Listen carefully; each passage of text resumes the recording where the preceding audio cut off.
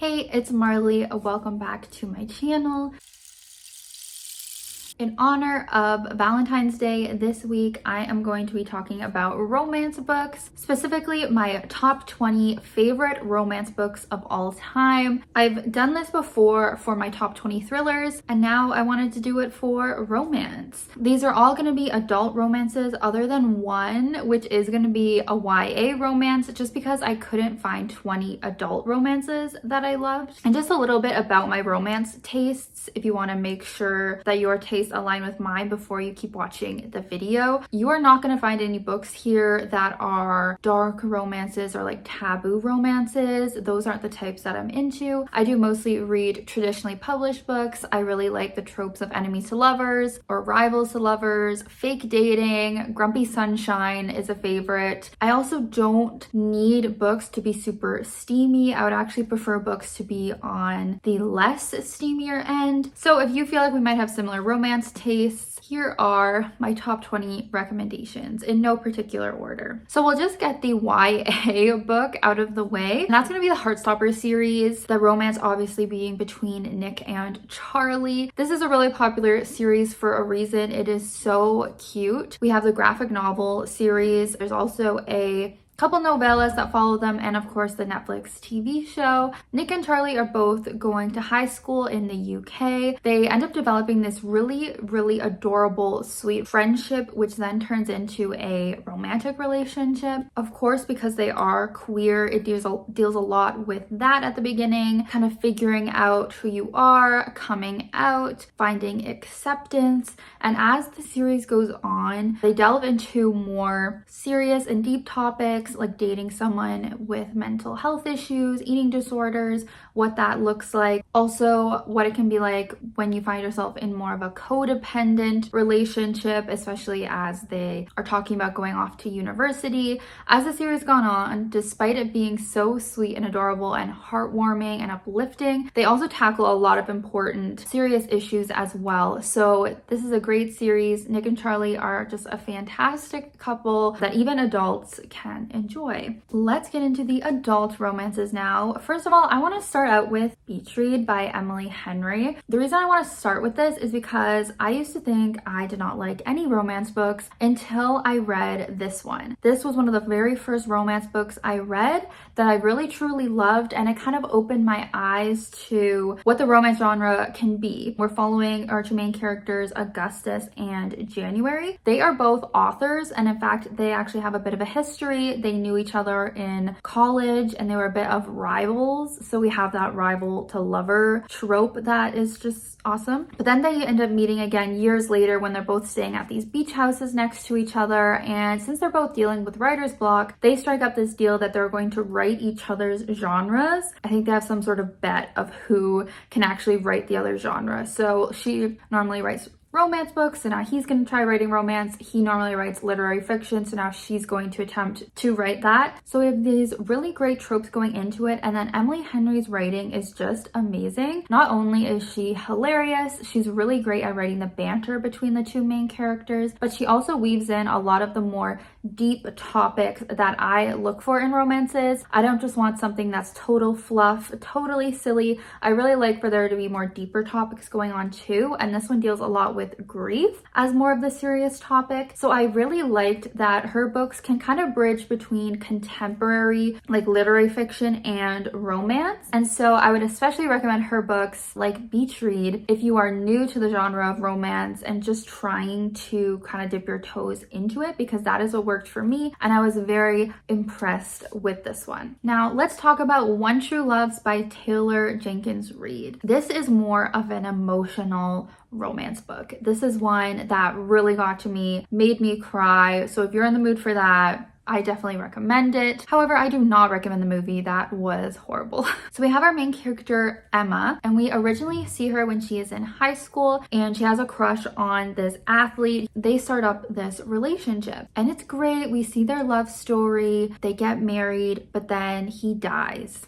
Jesse, I don't know if I said his name, he ends up dying. And so Emma grieves this. She tries to move on. It's obviously very painful for her. And then she ends up dating her friend, Sam. So we have a little friends to lovers situation. But then we find out Jesse is still alive. Her first husband is still alive because he died in like a helicopter crash, or they thought that he died in the helicopter crash, but he didn't. He has been like surviving on this little island or something. And so now there's this moral weird dilemma where she doesn't know if she should go back to her first love, her husband, or stay with her current fiance that she has now recently fallen in love with. So it's really complex, really angsty. We're exploring both of these relationships and what true love really means. You will definitely find yourself shipping Emma with both of these men at different times in her lives. It's just this whole big journey, and I really loved the messages that this book had. So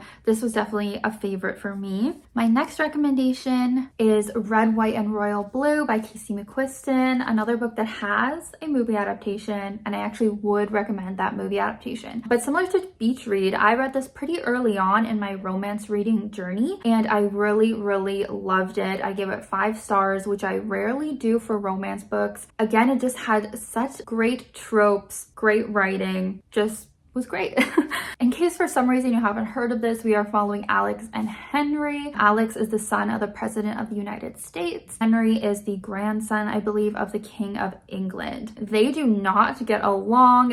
They've had many instances where they've been at these international events and they keep hitting it off on the wrong foot. It actually becomes a huge PR scandal that they end up needing to pretend to be friends in front of the cameras for like political reasons, whatever. So they have to start being fake friends, but that soon turns into more than a friendship. I believe it becomes a little bit of a friends with benefits situation initially, but then it just grows to be such a great relationship. There's a lot of communication through like letters or like emails if you're into that kind of romance. It's just such a great story. It also gets political. There are some other like side stories going on as well. We have great side characters. Obviously, it's great queer rep if that's what you're looking for. There's a reason this has gotten so much hype. If you haven't gotten to it yet, I really recommend, because it is another favorite of mine that honestly I need to reread soon because it's been too long. I think the only thing I remember thinking that was negative is that it can get a little bit cheesy sometimes, but you know what? That's okay sometimes. Now let's talk about Part of Your World by Abby Jimenez. Abby Jimenez is another amazing romance author that's really good at intertwining all the different elements that I look for in romance, which is humor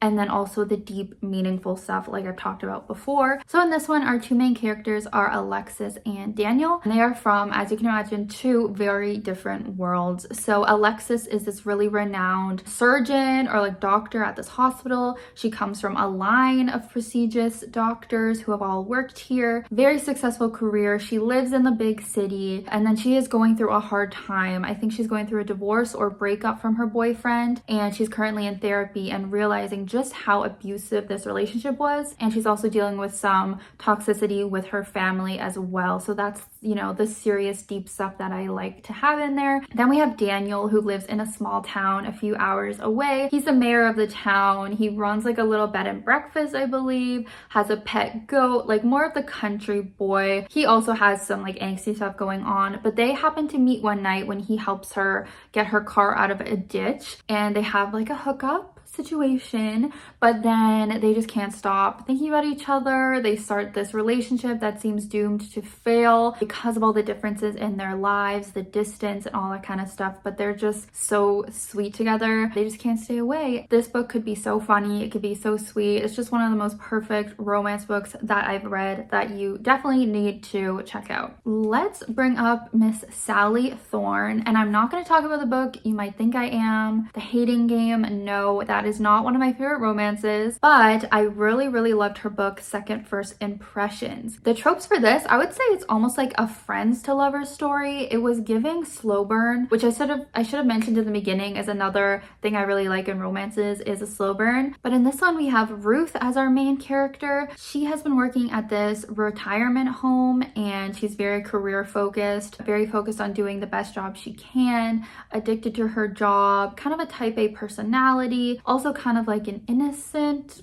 vibe that she gives off. Very pure, very wholesome. And then Teddy comes on the scene. I believe he's the son of the owner of this retirement home. So he starts either like working there or hanging out there after they just had this random encounter at the gas station where they like don't get along. Like he insults her outfit, I think it is. So we have that whole thing of them not getting along at first, but then they develop this really sweet like friendship and bond. They are just so different. Like I don't know if I said, but I think Teddy, he's tattooed, like he's a bit more rebellious. So they're very opposites attract.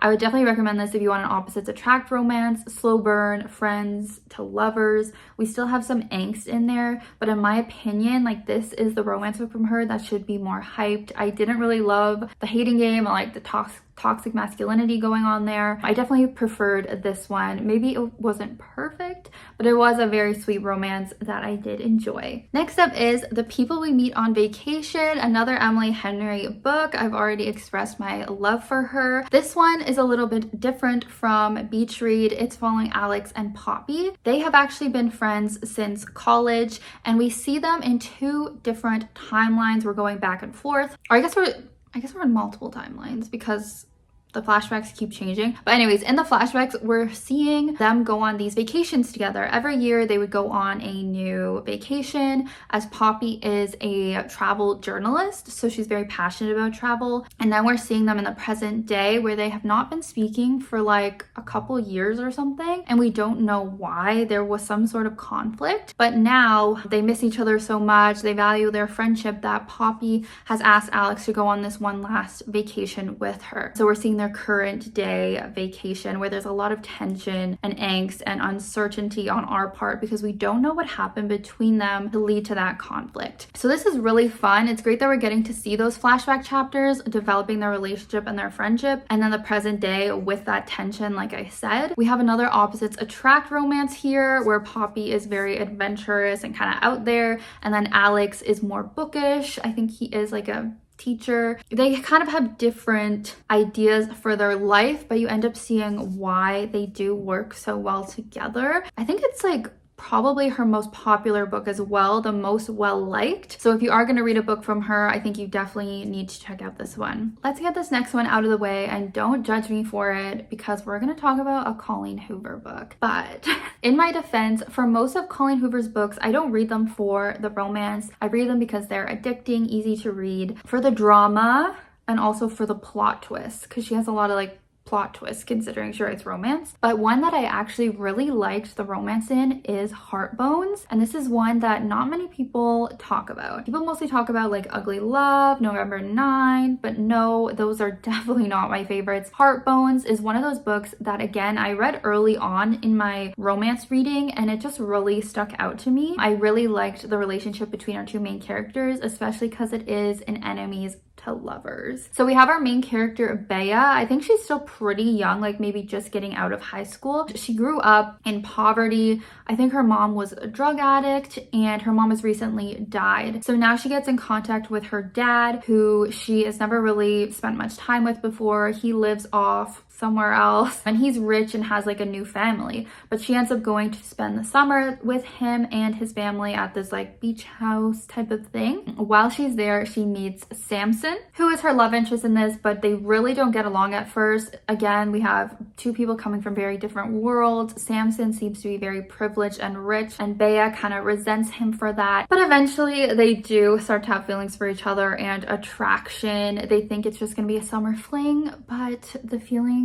grow to be much more deeper than that. It has the classic Colleen Hoover, easy to read, addicting, angsty stuff, but I actually did like the romance and I didn't think it was problematic or toxic like a lot of her other books are. Okay, let's bring up The Love Hypothesis by Ali Hazelwood. This was a huge surprise for me. I did not think I was gonna like this as much as I did. This book was really blowing up on BookTok, and because of that, like, I didn't know if I was gonna like it because a lot of books that blow up on TikTok are very steamy, or you know, they're giving Wattpad fan fiction, which is not really my thing. This actually did start as a fan fiction for Raylo from Star Wars. So I was definitely skeptical going into it, but then I absolutely loved it and consider it one of my favorite romance books. We have Olive and Adam. So Olive is like a PhD student or something like that. She, is working in STEM. Allie Hazelwood's known for her STEMinist novels, but she's trying to convince her friend that she is over this guy. And I believe she just kind of kisses a random guy that she sees to convince her friend that she's moved on, and it ends up being Adam, who is a professor at the school. Not her professor, they don't cross that line, but he is a professor there, and they decide to start fake dating again, so Olive can convince her friend that she's over this other guy, and then he has reasons to want to fake date too, so he's seen as someone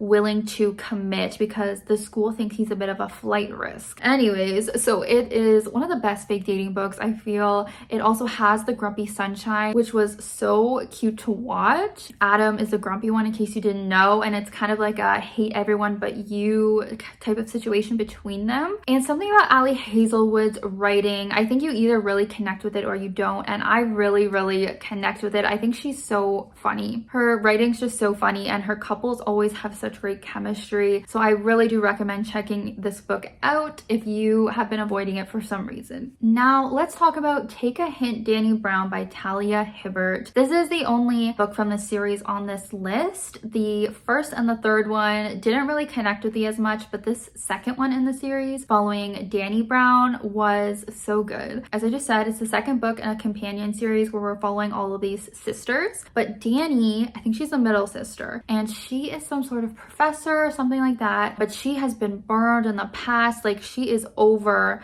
the whole dating thing. Then we have Zafir, who is working at the same place as her, and he ends up saving her in this sort of life and death situation. Like, there's a fire or something, I can't remember. There ends up being a video that goes viral or photos that go viral, and everyone thinks it's so cute that they are dating even though they're not. But they decide to continue this facade of being together, continuing to fake date to help out Zafir because he has his own like business that's helping, I think it's helping young men with mental health issues through sports, something like that. So to help out his business and get that publicity, they decide to keep fake dating for the media. So again, fake dating. Clearly, I really enjoy that trope. It also becomes a little bit of a friends with benefits situation if you are into that, and very much has Dani, fighting her feelings because, as I said, she's not really looking for love in this situation. She's kind of fighting it, but Zafir is just so sweet. They're so great together.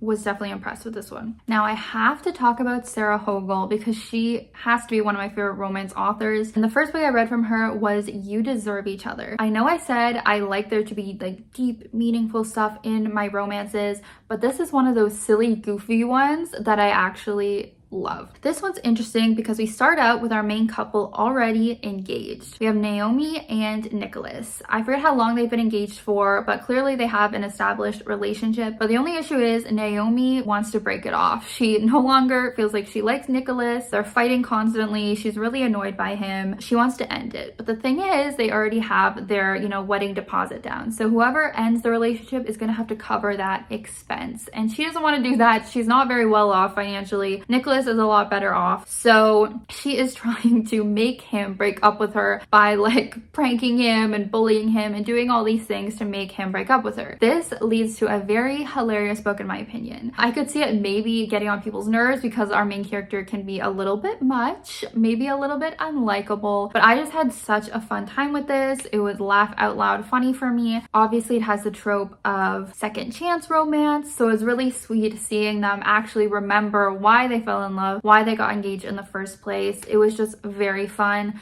a must read in my opinion. Oh my gosh, another favorite romance of mine has to be The Unhoneymooners by Christina Lauren. Now, I've read a few from Christina Lauren, not their whole backlist, but I have read a few, and this one seems to really be the standout. So we have another main character named Olive. Why is that such a popular name in romance? I don't know. And then we have our main guy, Ethan, and both of their siblings are actually getting married. So we see the wedding and everyone eats the buffet food except for Olive and Ethan, and everyone ends up getting food poisoning. So that means the bride and groom can no longer go on their honeymoon. So they offer it up to their siblings, Olive and Ethan, and both of them accept. So they end up going on this planned honeymoon together, even though they are not a couple and they actually really do not get along. They hate each other. But they have to pretend like they are dating, like they are this newlywed couple because it's like a honeymoon package, whatever. Basically, they just have to fake date. I feel like this was one of the first fake dating stories I ever read, and they do it so well because they truly dislike each other, and it's so funny seeing them put in these situations of having to pretend to be dating, and then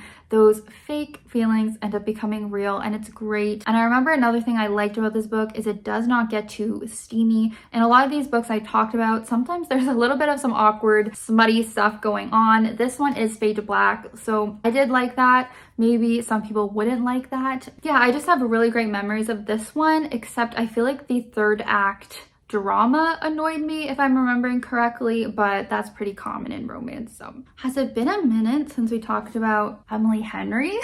I'm just gonna go ahead and recommend another one of her romance books because all of her books, spoiler alert, are my favorites. So in this one, we have Nora, we have Charlie. They both work in the publishing industry, which is a fun aspect of this if you are into books and publishing, which probably a lot of you readers are. But she is a literary agent and he is a book editor. They end up having this kind of argument, getting off on the wrong foot kind of situation when working. And then we jump to a year later, or some time has passed, and they both end up in this small town for the summer where they end up kind of being forced to reconnect and reconcile their differences. And the reason that Nora goes there is she goes with her younger sister. There is a lot of other stuff going on in this book besides the romance, which I think is a complaint a lot of people have. Nora is dealing with the loss of her mother. She's dealing with a lot of interpersonal stuff with her sister. There is a lot of that kind of stuff going on, just be warned, but still, Emily Henry's romance writing is so great. The banter between these two. I really loved Charlie as a character as well. He has his own stuff going on, and I found him to be a very relatable character. I actually always find Emily Henry's characters very relatable. I think especially for like the millennial generation. Yeah, another lovely romance, another gem. Next up, this is the only book from this author I have read, but I need to read more from her because I loved the X Talk. So our main girl, Shay, works at a radio station. She's worked there for years. She's very dedicated and very passionate about her job, but the radio station is not doing well right now, financially kind of thing. This new guy, Dominic, starts working there and he starts having all these ideas that the boss is loving. Shay is having a lot of resentment towards him for these reasons. So they end up in a turn of events starting this radio show together called the X Talk, where they are pretending to be exes, but they're giving love advice to viewers that call in. So this is a little bit of a interesting twist on the fake dating trope because they are not pretending to be dating, but they're pretending to have dated in the past and be exes while they are still getting to know each other and while they're kind of not getting along initially. So it has just another great story and development of this relationship, dealing with some other topics as well, like sexism in the workplace and stuff like that. The steamy scenes worked for me. It was funny. There was nothing too cringy or crazy about this book. It was just a very nice romance book, and as I said, gotta read more from her. Another romance book I liked was Shipped by Angie Hackman. This is a little bit of a mix of two books I've already talked about before. So if you like those two books, you would probably like this one. It's a bit of a mix of the Unhoneymooners because it's about two people going on this vacation. So if you like that setting, it's also kind of similar to, well, actually, I guess I didn't really talk about The Hating Game, but it has that trope of like coworkers that don't get along. So in this one, Henley and Graham both work for the same company and they both work in the marketing department. They end up both being up for the same promotion. So they are given this challenge to make this presentation and that will help decide who is going to get this promotion. So because of this competition between them and some bad interactions they've had in the past, there's obviously this rivalry dynamic between the two of them. But to do this presentation, they have to go on this cruise because they're trying to promote this cruise. Anyway, so it again is our classic enemies to lovers storyline. I think that the romance dynamic was really, really on point in this book. It was very funny, very fun to see Henley realize that she actually doesn't have any reason to hate Graham, and he's actually like a really great guy that she actually does like spending time with. The only kind of qualm about this book is that it does turn very focused on the non-romance elements towards the end. It's really focused on her job and her getting the promotion. Again, kind of like a sexism in the workplace kind of story. So I do wish we could have had a little bit more focus on the romance at the end, but what we did get of the romance was great. Another book by Ali Hazelwood I really enjoyed was Love on the Brain. Some say this is too similar to The Love Hypothesis, but I disagree. I think it has similar tropes, but it's different enough, and it was still very, very fun. This does again follow two people working in STEM. They're scientists. Bee gets this new job where she's working with Levi, who she considers her arch nemesis. I think she overheard him say some unkind things about her in the past, so she really views them as enemies. They have to start working together, and again, she's kind of fighting her feelings, realizing that he actually is not this evil guy that she thinks that he is. And this is one that has a fun trope where they also communicate online and have this kind of online friendship going on as well, and they don't realize they're talking to each other. I know that's a trope a lot of people like. That's not necessarily my favorite part of the book. I don't really like that trope that much, but I wanted to mention it because I know a lot of people do. Once again, love Ali Hazelwood's writing with the comedy. There was also some kind of unexpected action at the end. There's always like feminist themes in her STEMinist novels too. It's just a great, well-rounded romance that I think you would like if you like the other books on this list. Let's return back to Abby Jimenez for a moment. The companion book to A Part of Your World is called Yours Truly, and this is one of my favorite romances of my favorite romances. I actually gave it 5 stars last year, which I rarely give out 5 stars for romances. We're following Alexis's best friend Bree from the first book. So she is also a doctor. She's going through a hard time. She's trying to get this promotion at work. Her brother is going through dialysis. He's having all these insane health issues. She's definitely not as fun-loving as she was in the first book. She's dealing with a lot of serious things. Then we have Jacob come in. He's also a doctor, and he starts working at this hospital. He is up for the same promotion as her. I guess this is another theme in romance books, but because of that, Brianna kind of has some resentment towards him. They're competing for the same role, blah, blah, blah. But Jacob, to make it up to her, ends up donating his kidney to her brother. And so to repay him for that, she's like, you know what, how can I help you out? And they decide to fake date to convince Jacob's family that he is over his ex-girlfriend because his ex-girlfriend's dating his brother or marrying his brother.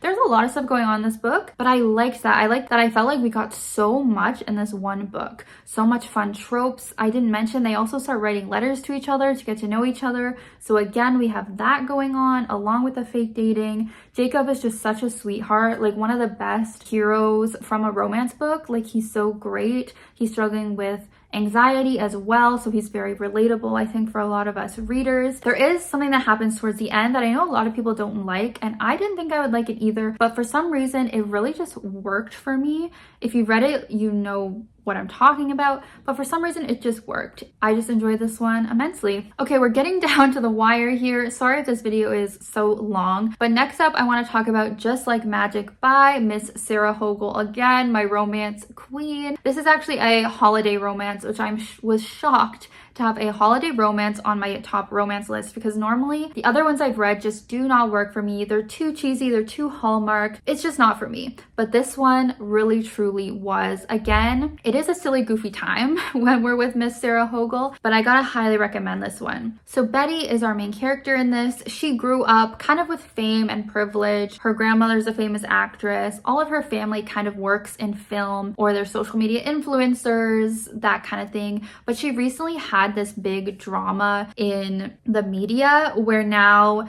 a lot of people hate her. She's lost out on a lot of job opportunities, stuff like that. Her life's kind of in the dumps. She's not taking it very well. She's kind of being a bit of a grouch, a not very nice person. Then all of a sudden, the holiday spirit appears before her in the shape of a man who goes by Hall, short for holiday spirit. And it is his mission to basically give her holiday spirit and make her have a better Christmas, a better holiday holiday and grant her wishes kind of throughout the season. A very silly, random premise, but it's very, very funny and also very, very heartwarming to see this kind of selfish character have this growth of becoming a better person due to Hall's influence, and then also seeing Hall, who is like this magical person, learning more about the real world, a bit of a fish out of water situation. And they both go to her family dinner and spend time with her family, and it's very lovely, very hilarious. So that is all I'll say for this one. Now, I know you were waiting for this one. Happy Place by Emily Henry. I promised all her books were on this list, and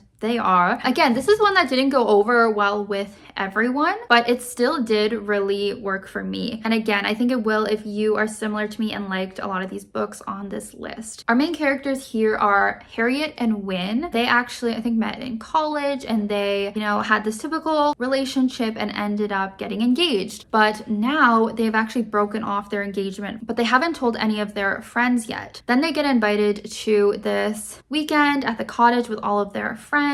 They decide they're gonna pretend that they're still together so they don't ruin the vibes of this friend get together, because it seems like it might be their last summer all there together. They don't want to bring down the vibes. So it's a fake dating or fake being engaged situation. We are also getting flashbacks to other moments in the relationship when they were first getting together and when they were together, having those different timelines again as well. I've already preached enough about Emily Henry and just how great her writing is in terms of mixing in romance with real world issues. Another really great thing about this book is the friendships. So it's not just the romance that was good. If anything, Harriet and Wynne, I'll admit, they're probably not my favorite ship from all of her books, but they are still cute and have a lot of banter together. But the friendships that are focused on in this book is what really blew me away. I feel like it was really real, really relatable for anyone who has kind of moved on from college and have trouble keeping in touch with their friends. So this is definitely more for the girls who want more layers in their romance. They aren't just there for the two main characters, but also for like these other couples and these other characters who are here as well.